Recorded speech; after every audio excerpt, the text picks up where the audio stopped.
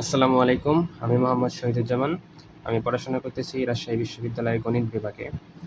তো আমি গণিত সেকেন্ড পেপারের প্রতিটা চ্যাপ্টারের বইয়ে যতগুলো ম্যাথ আছে, অনুশীলনী ম্যাথগুলো সবগুলো সিরিয়াল বাই সিরিয়াল করে দেব। তো আমি যেই চ্যাপ্টারটা নিয়ে আজ কথা বলবো সেটা হচ্ছে কনিক্স। কনিক্সের ৩টা পার্ট রয়েছে। একটা রয়েছে পরাবৃত্ত, তারপর রয়েছে উপবৃত্ত, তারপর রয়েছে অধিবৃত্ত। তো আমরা প্রথমে পরাবৃত্ত নিয়ে আলোচনা করব। চলো শুরু করা যাক।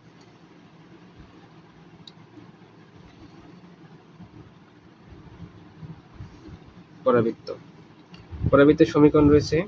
প্রথমে আমরা যে সমীকরণ আলোচনা করব সেটা হচ্ছে y² = 4ax। এটা শীর্ষবিন্দু হবে 0,0। শীর্ষবিন্দু হবে a of 0,0। চলো আমরা গ্রাফটা নিয়ে আলোচনা করি। এটা হচ্ছে x অক্ষ, এটা হচ্ছে y অক্ষ। দেখো আমরা গ্রাফটা এখন কিভাবে লিখব।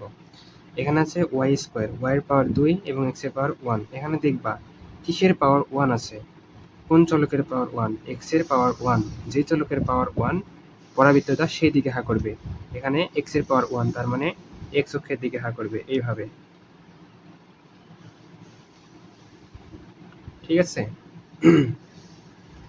তো এটা হচ্ছে শীর্ষবিন্দু a।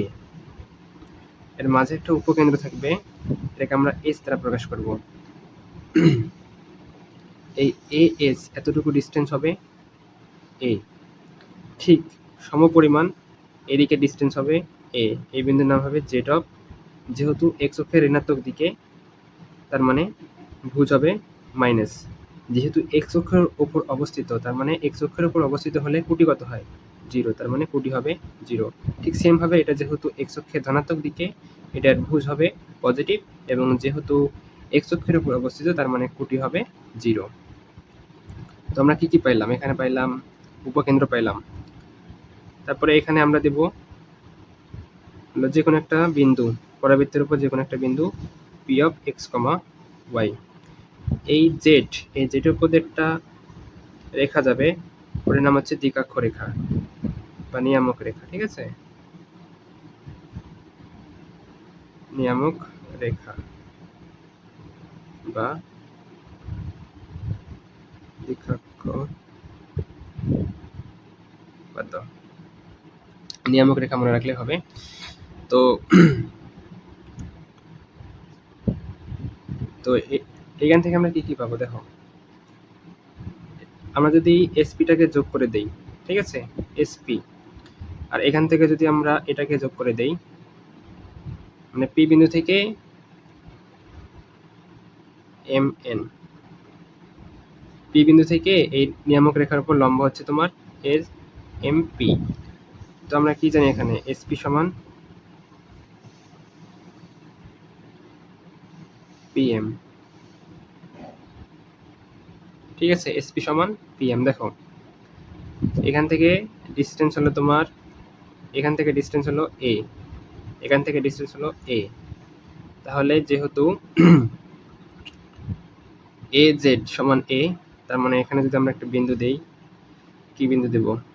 যেমন ধরো আমরা দিলাম কিউ, তার মানে এম কিউ সমান এ হবে এবং পি কিউ সমান এ হবে। ঠিক আছে?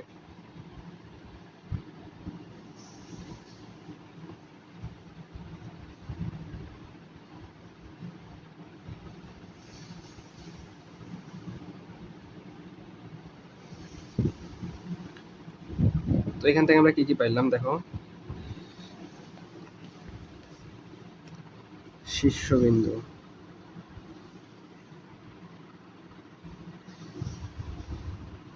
a of 0,0, উপকেন্দ্র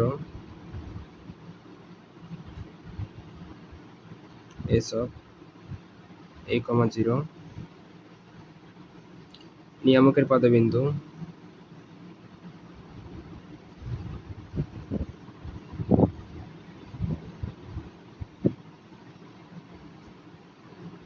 minus a of 0,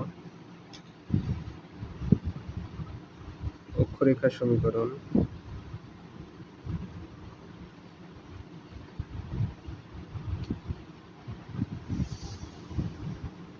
Y is equal to 0। অক্ষরেখা কি এক্স অক্ষ না, এক্স অক্ষে কি এক্স অক্ষে হলে তোমার ওয়াই এর মান 0, তার মানে ওয়াই ইজ ইকুয়াল টু 0।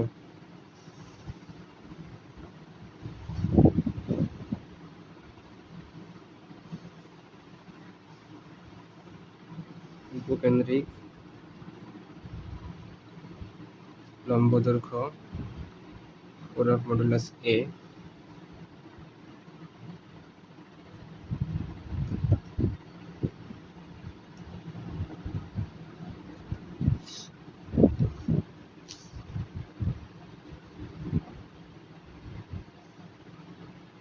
তো এগুলো জানলেই প্রথমত আমাদের হবে, আমরা ম্যাথ করার পাশাপাশি সবগুলো শিখে নেব। তো আমরা চলো ম্যাথ দ্বারা শুরু করি।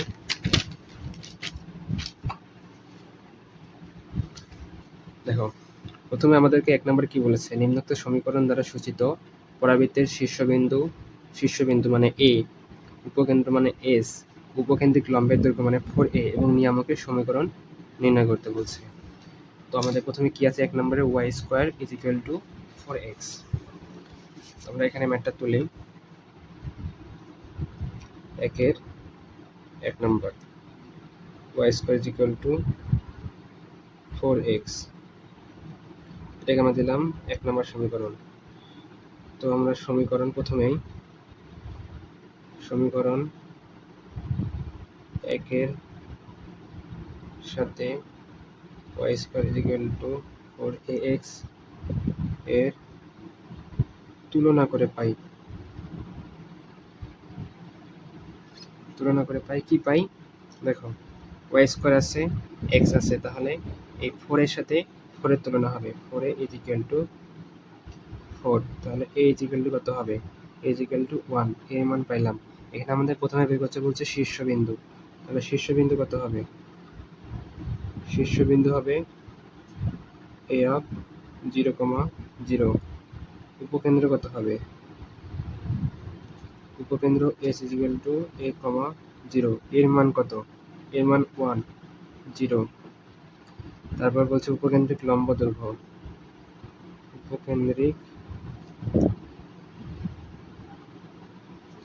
লম্ব দৈর্ঘ্য এটা কত হবে 4 অফ a, তার মানে 4 একক। তো আমাদের নিয়ামকের সমীকরণটা বের করতে বলছে। পরে নিয়ামকের সমীকরণ বের করার জন্য আমাদেরকে অবশ্যই চিত্রটা লিখতে হবে। x অক্ষ y অক্ষ ড্র করে নিলাম, x অক্ষ এবং y অক্ষ। এখানে সমীকরণে x এর পাওয়ার 1, তার মানে সমীকরণটা x অক্ষের দিকে হা করবে এইভাবে, ঠিক আছে। তো এটার এই পরাবৃত্তের অক্ষরেখার সমীকরণ কি, y is equal to 0।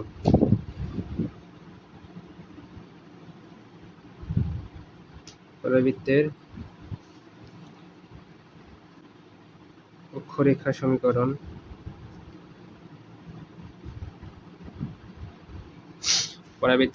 সমীকরণ হচ্ছে y is equal to 0, ঠিক আছে। এটা আমাকে দিলাম 2 নম্বর সমীকরণ। সমীকরণকে তোমরা যে কোনো নাম্বারিং করতে পারো, যেন সিরিয়াল অনুযায়ী থাকে নাম্বারিংগুলো।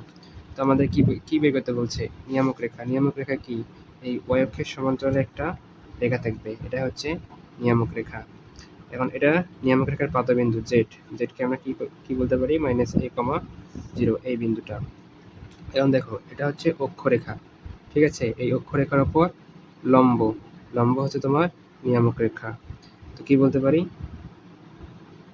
অক্ষরেখার উপর লম্ব নিয়ামক রেখা, ঠিক আছে, নিয়ামক রেখা। তো আমরা সরলরেখা অধ্যায় মানে ফার্স্ট পেপারের সরলরেখা নামক একটা অধ্যায় আছে, ওখানে আমরা লম্বরেখা সমীকরণ বের করে শিখেছি। আমি আবার বলে দিচ্ছি, দেখো এদিকে মনে করে প্রথমে একটা সমীকরণ আছে ax plus by plus c1 is equal to 0। a হচ্ছে x এর সহগ, b হচ্ছে y সহগ এবং c1 হচ্ছে ধ্রুবক। এটা লম্বরেখা সমীকরণ কি হবে, y সহগ x এর কাছে যাবে, x এর সহগ y এর কাছে যাবে এবং মাঝখানে চিহ্নটা পরিবর্তন হবে। তাহলে y সহগ কত, bx, মাঝখানে প্লাস আছে minus a y plus c2, ধ্রুবকটা কিন্তু চেঞ্জ হয়ে যাবে। এটা হচ্ছে অক্ষরেখা বের করার মানে লম্বরেখা বের করার সমীকরণ। তো আমাদের দেখো এখানে জেড বিন্দুর তোমার এখানে অক্ষরেখা কত আছে, 0x plus y is equal to 0। তাহলে এটার লম্ব রেখার সমীকরণ কত হবে? ইহার লম্ব রেখা কত হবে?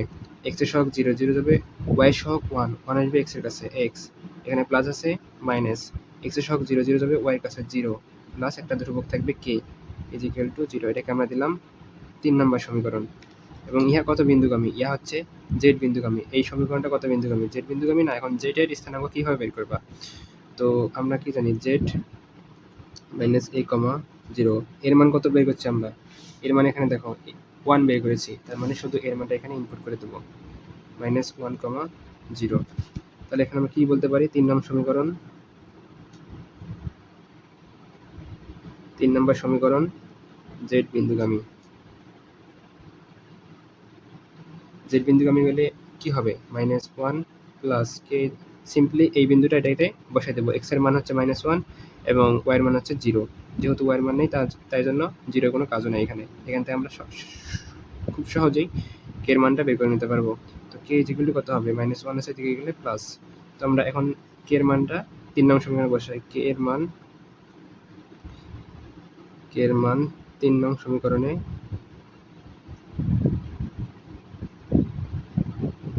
বসিয়ে পাই। তো k এর মানটা বসালে কত হবে? x plus 1 is equal to 0। এটা হচ্ছে নিয়ামক রেখার সমীকরণ। তো এটা আমাদের একের 1 নম্বরটা গেল। তো এখানে দেখো 2 নম্বরে কি বলছে? 1 নম্বরটা হলো আমাদের। তো 2 নম্বরে কি বলছে? x square is equal to minus 10y।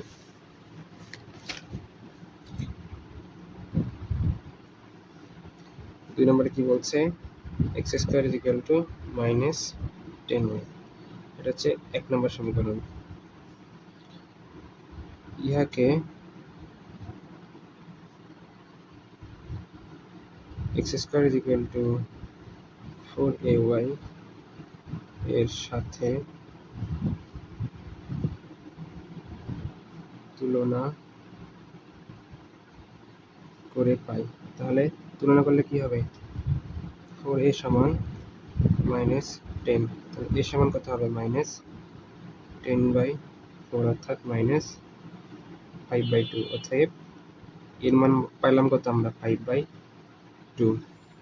তো আমাদের প্রথমে কি চাইছে এটাতে? শীর্ষবিন্দু। শীর্ষবিন্দু কত হবে?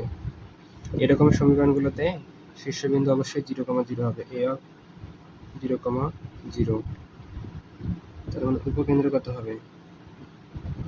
দেখো চিত্রটা আমি লিখি আগে।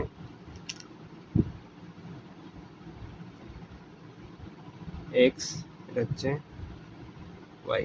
এখানে দেখো কিসের পাওয়ার 1 আছে? 1 এর পাওয়ার 1। এখন y অক্ষের দিকে হা করবে, হয় উপরের দিকে আর না হয় নিচের দিকে। এখন দেখো y এর সামনে পজিটিভ আছে না নেগেটিভ আছে? অবশ্যই নেগেটিভ আছে। নেগেটিভ থাকলে নিচের দিকে, পজিটিভ থাকলে উপরের দিকে। যেহেতু নেগেটিভ আছে এখানে, তার মানে গ্রাফটা নিচের দিকে হা করবে। ঠিক আছে? তাহলে এখানে দেখো এটা তোমার দাঁড়াচ্ছে কি? s হলো y অক্ষের উপর অবস্থিত। y অক্ষের উপর অবস্থিত হলে x এর মান কত হয়? 0 হয়। তাহলে কুটি ভুজ 0। কুটি কত হবে? কুটি হবে হলো মাইনাস a। যেহেতু নেগেটিভ দিকে আছে তাই জন্য কুটি হবে নেগেটিভ a। তাহলে এখন নিয়ামক রেখা কোন দিকে হবে? নিয়ামক রেখা অবশ্যই যেদিকে হা করবে তার উল্টা দিকে, এদিকে। এটা জেড কত হবে? 0, a। যেহেতু y অক্ষের দিকে আছে, এটা পজিটিভ y অক্ষের দিকে, তার মানে এখানে কুটি হবে পজিটিভ, ভুজ হবে 0, যেহেতু y অক্ষের উপর আছে।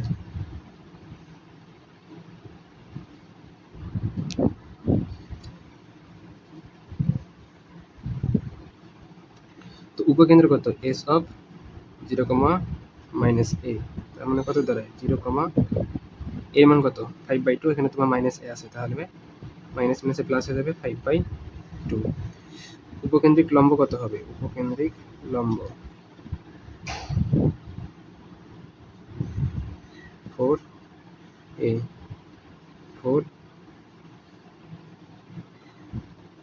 মাইনাস 5/2 মডুলাস থাকলে মাইনাসটা উঠে যাবে, তাহলে কত হবে 5 দুগুণে 10 একক।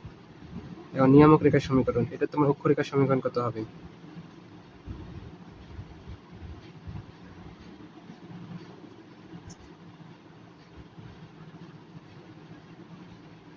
যেহেতু y অক্ষের উপর আছে, অক্ষটা কি y অক্ষ উপর না, y অক্ষের উপর থাকলে কি হয়, y অক্ষের উপর থাকলে ভুজের মান 0 হয়, তার মানে x = 0। তার মানে কি হবে নিয়ামক, এটার সমান কি লেখা যায়, x + 0y = 0, এটাকে আমরা দিলাম 2। তো নিয়ামক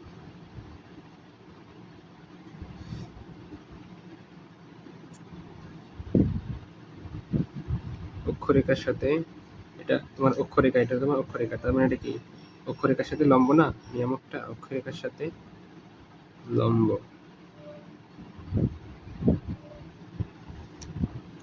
তো এখানে কি বলছে, লম্ব হলে কি হবে, y এর সহগ x এর কাছে যাবে, x এর সহগ y এর কাছে যাবে, এটা গেলে 0, পজিটিভ আছে মাইনাস y + k = 0, অর্থাৎ কি দাঁড়াচ্ছে এখানে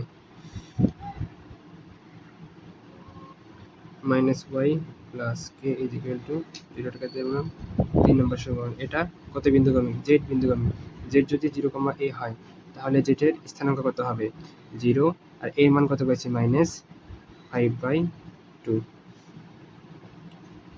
ইহা z বিন্দুগামী।